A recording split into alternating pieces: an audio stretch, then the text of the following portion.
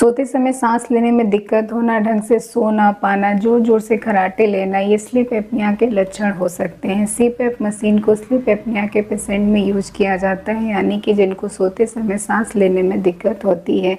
यह मशीन जो है वो आपके नाक के थ्रू एक कंटिन्यूअस एयर प्रेशर को मेंटेन करके रखती है, ताकि रात में आपके सोते समय आपकी सांस ना रुके और सांस रुकने की वजह से जो कॉम्प्लिकेशंस होते हैं वो आपको ना हो। इस मशीन को रोज रात में पूरी रात लगा के आपको सोना होता है। जिन लोगों को नोज और चेस्ट के बीच में कोई ऑब्स्ट्रक्शन है और उसकी वजह से सांस लेने में दिक्कत होती है, उनके लिए डॉक्टर इसे प्रिस्क्राइब करते हैं। स्लीप एपनिया के पेशेंट के लिए यह गोल्ड स्टैंडर्ड ट्रीटमेंट